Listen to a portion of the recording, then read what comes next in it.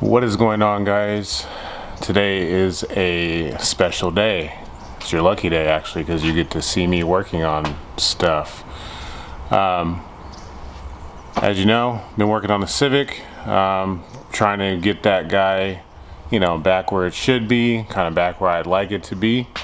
But today we are going to actually start on something that will be really good, which is an engine swap. So, as you can see, got the Civic here in the garage. Got a little tarp under there in case I spill anything. But today I will be starting to pull the engine out of this thing. As you guys know, these things come with D-series engines. This is an LX, so this has a D15B2 engine. Nothing to write home about. It's a crappy motor. Only thing it's good at is getting good gas mileage. Aside from that, it's so freaking slow. I don't know, probably runs like a 16 second quarter mile. They're just so slow. I think they make like 100 horsepower or somewhere around there. I'm not too sure. I don't really care about it too much. So like I said, I'm gonna yank that thing out, and you guys can come along with me so I can show you how to do that. So without further ado, let's just get right into it.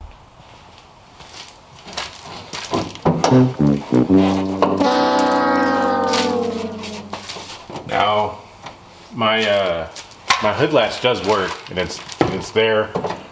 See, it's right here. It'll work just fine. But I hate the Honda. I swear, every Honda, after a while of doing that, it just crumples right here, and then the hood gets destroyed. So I'm probably going to try my best to just use a stick or something else to hold it up somewhere else. I don't know. I've got to find out a way to keep this up higher than it needs to be. So for now,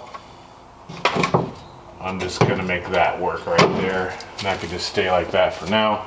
But like I said, here's the D-series. It is, I mean, it'll probably go a million miles if you change the head gasket at least 400 times. It'll work just fine. Just kidding. But no, they're pretty good motors. But like I said, for what I want to do with this car, that thing's got to go. So I can't even leave it in there.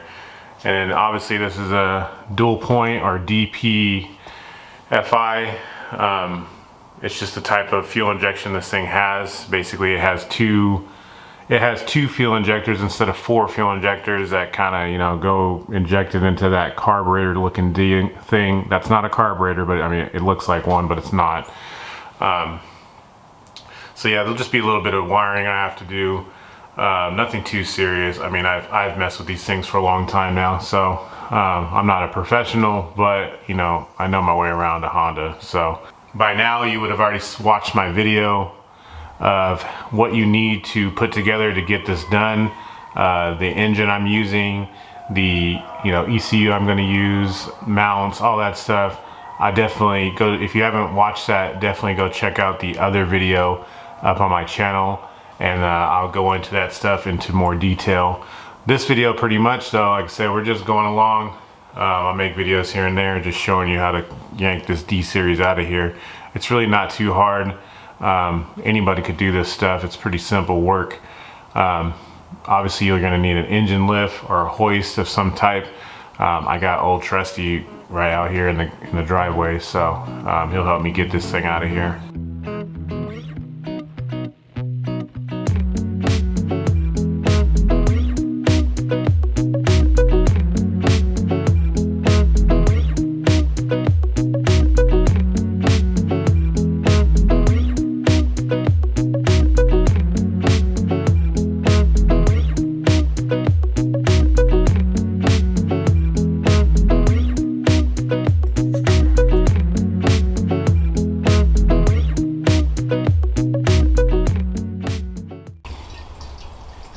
Okay, so just did the basic stuff, jack the car up, drain the oil, drain the coolant. Well, I have the coolant draining now.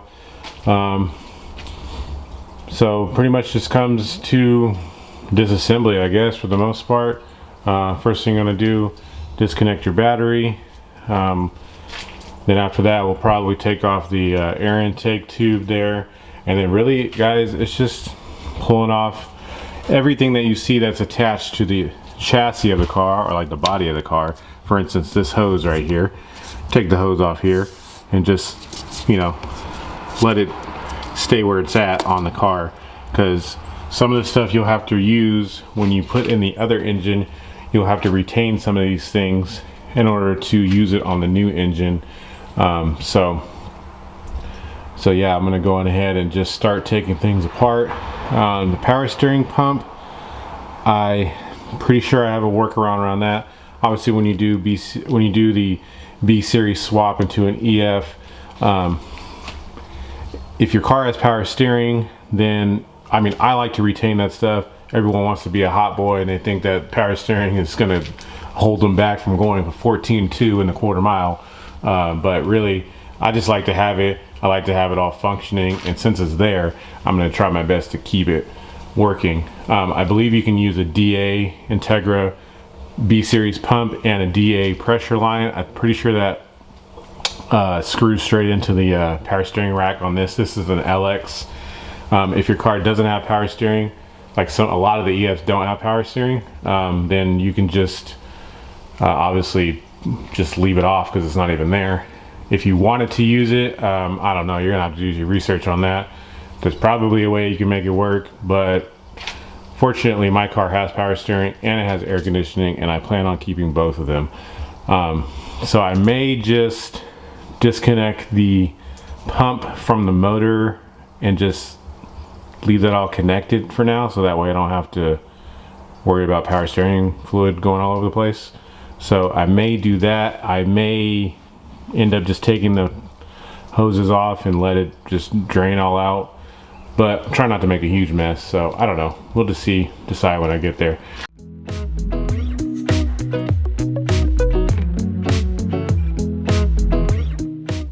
I would like to throw in, if you take off a bolt and you want to remember where it goes, just put it right back where it went, so that way you don't lose it and you know exactly where it went. So when you come back to put everything back together, because I'll be doing this, you know, over the course of a few days, that way you don't, you know, forget.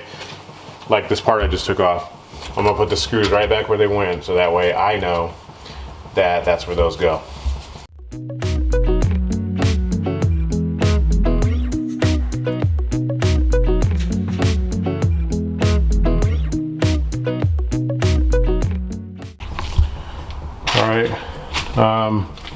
Since, I mean, hopefully you guys, well, maybe you guys don't know about Hondas, but you know, whoever this may reach, these type of Hondas, they use a clutch cable to actuate the clutch. It's this guy right here, goes attached to the clutch pedal. It's literally just a cable like the throttle cable you see up there. It's literally just a regular cable. The engine I'm going to has a hydro transmission or hydraulic, so there would be a clutch master cylinder over there, and then when you push the pedal, it actuates fluid, you know, like brake fluid, and it moves the slave cylinder down here. But like I said, this one has a clutch, so I don't know if people know how to take these off or not, but in case you don't know how to take them off, and this car, this is the clutch cable right here. This is, you adjust it with this guy here. I actually spun it all the way up. This thing was down there, you know, down near this, and this piece of rubber sits in that fitting down there. Then if you look just further down, this is the lever that it attached to, and then there's the piece right there. So when you push the clutch, it pulls this lever up, you know, towards the engine bay down there. I'm gonna go on the bottom, you can see better. So you can see this guy right here. This is the clutch right here. So when you pull this, when you push the clutch in there, it pulls that lever up, and it pulls this actuator arm up. But in order to take it out, I'm pretty much trying to show you guys how to take it out, is you got to loosen up that plastic knob that I showed you up top all the way. Loosen it all the way up till it gets to the top, and then what you can do is pull this down, and you just got to get it, slip the cable through. There's like a little notch in this hole. You can just, I know the camera won't focus on it, but you just got to lift this up, and you can pull that cable out, and then you'll be good to go. So as you can see up here, I already got it out. I just got to get it out of this little hole right there. And this is what it looks like. So I will be utilizing this later. So yeah, I just didn't know if you guys knew how to take them off, but pretty much just go ahead and feed it back through and put it off to the side, out of the way for now. All right, so I pretty much got a lot of stuff disconnected. I disconnected the fuel return line. I've disconnected the throttle cable. You just saw me disconnect the clutch cable out of the way. Took off the battery, took off the air cleaner here. So pretty much, like I said, you're looking for things that are attaching the engine to the chassis. One thing you can do right here on the right side of the car is take off this wiring harness. Now on these cars, these have 2-piece wiring harnesses, meaning that you can actually just disconnect the wiring harness from the shock towers, which there's one right here, all these bundles of wires right here, and there's one right here. This stuff goes off into the interior of the car, like the gauge cluster, stuff like that. But you can just disconnect them here. You don't have to sit here and take off all the wiring from the motor, disconnect all the sensors. You don't have to do all that. If you were in a different Civic, like an EK Civic, those are 1-piece harnesses, so you have to pull the ECU out from the wiring harness from the inside and drag it all out here. But this car makes it pretty simple. I'm just going to disconnect this here, tower here.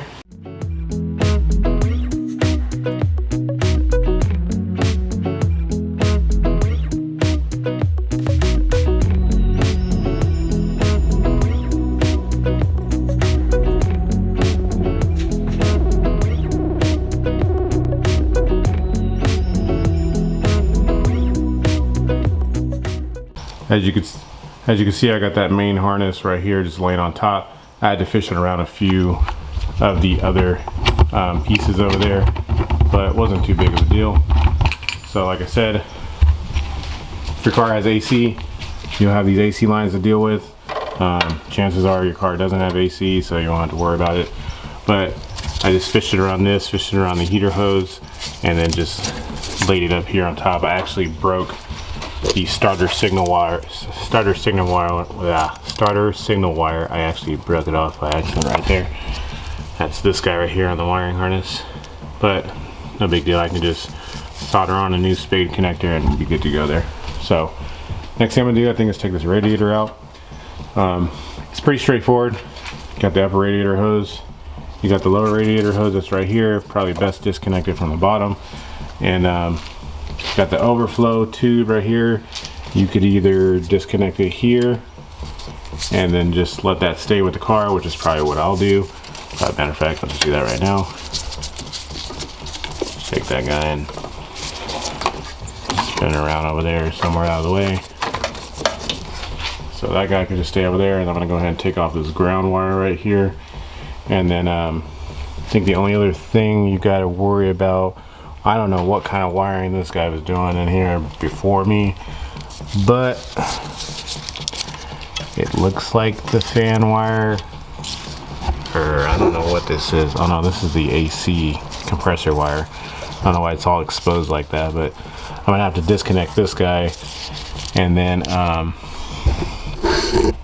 I don't really know where the fan wire comes into play at. I don't know if it's down, it looks like it's down here on the bottom. Anyway, you have to disconnect some wiring, disconnect the 2 hoses, take off both these 2 upper stays, and then the radiator should theoretically just pull straight out. So let's just get into it.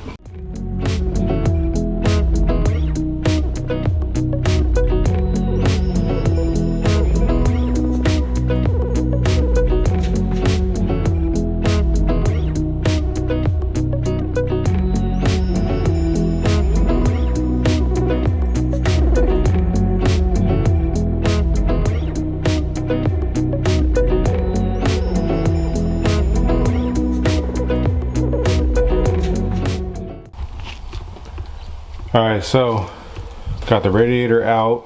That was a struggle, just because there's just no room in these engine bays. But I know that this AC system, it was working, but there's a leak in the system. So for now, I'm gonna go on ahead and disconnect this right here. Try to, I mean, it looks really rusted up. Hopefully I can get that off, because when I go to pull the motor out, this line is gonna be in the way anyway. I damn near might even try to just disconnect it from back there, but I really don't want to touch any of that if I don't have to. So, and I'm also going to remove this here line, which is just screwed in right here. I already started taking it loose, so I should be able to just remove that entirely. And then I'll disconnect this line from the AC compressor. Then I'll just pull this line all the way out.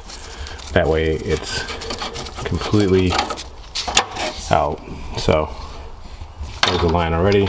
I'll just disconnect it from the compressor down there, and then I'll probably go on ahead and disconnect the other one from the compressor, this line, and then just remove them all the way. So that way when I go to pull out the motor, that stuff won't be in the way. And then there's that mount down there on the front that I was talking to you about. It's just way easier to get to when the radiator is out.